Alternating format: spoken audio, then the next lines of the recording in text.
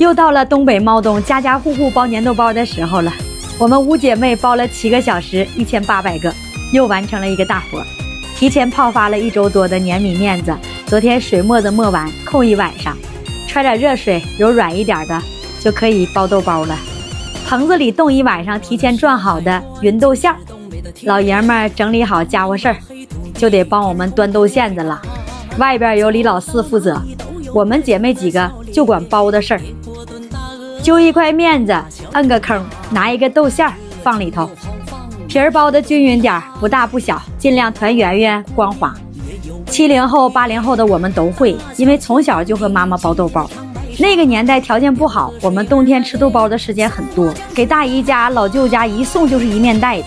现在条件好了，给谁家也就是30-40个，一顿一个人吃3个2个的，吃个新鲜。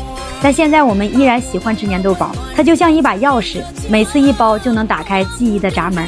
灶坑里跳动的火苗，妈妈额头的汗珠，邻居们的欢声笑语，还有那咬一口的豆包软糯烫嘴的香甜，这些碎片拼凑起来就是回不去的旧时光，是刻在骨子里的乡愁。今天李老四他俩煮灶，还给辛苦的我们加了几个大鸡腿，包好的豆包子要拿到室外去冻。东北的冬天呐，白雪皑皑，零下30多度，往棚子里帘子上一放，不到半小时就冻得硬邦邦，像个小砖头。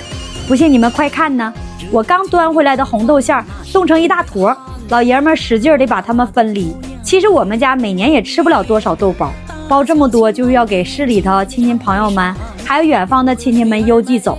它不只是一种美食，是团圆的期盼，对简单生活的知足。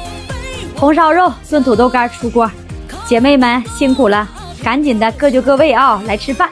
这一步起豆包，蘸点凉水，用个小铲，这样防止它粘连，亮晶晶的多好。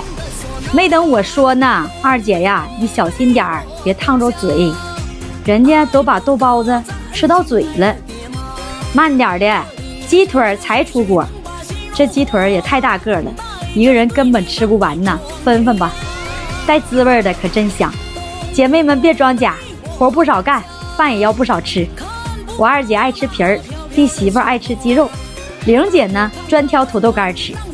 朋友们，我视频里呈现的就是东北农村生活，别的地儿咱不说，黑龙江我们这方圆百里，家家都包粘豆包啊。刚出锅的豆包飘着的是岁月的回甘，和那句我想对我妈说的，妈，我现在蒸的豆包也好吃。